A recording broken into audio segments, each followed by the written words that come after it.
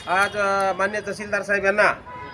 बिगर सातबारा शेतकरी संघटनेच्या वतीनं संघटनेचे आमच्या वाशिमचे जिल्हाध्यक्ष राजूभाऊ इंगोले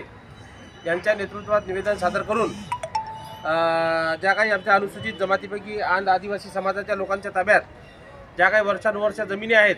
सदर जमिनीबाबत महाराष्ट्र जमीन महसूल संहिता 1966, महाराष्ट्र जमीन महसूल अधिकार मंडळ निरीक्षक कर्तव्य आणि कामे नियम 1970 मधील नियम 17 प्रमाणे पटवारी यांच्या मार्फत अहवाल सादर करण्यासाठी आम्ही रिसर तहसील कार्यालयाकडे अर्ज सादर केला। परंतु नायब तहसीलदार जे आहेत महसूल विभागाचे त्यांनी आमच्या अर्जावर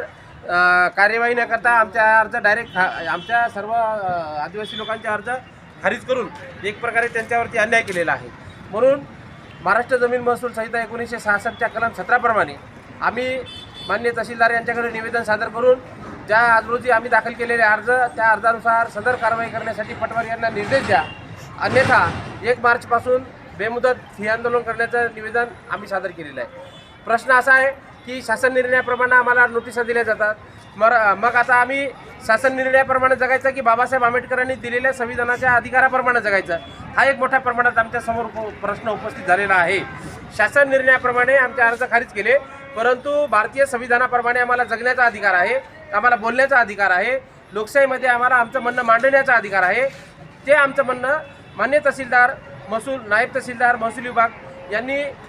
त्यांचे आमचे अर्ज खारिज करून आमच्यावर एक प्रकारचा अन्याय केला। म्हणून अर्जाप्रमाणे कार्यवाही करून तत्काळ पटवारी यांच्या मार्फत अहवाल सादर करा, अन्यथा 1 मार्चपासून आम्ही सर्व लोक बिगर सातबारा शेतकरी संघटनेच्या वतीनं बेमुदत ठिय्या करणार आहे।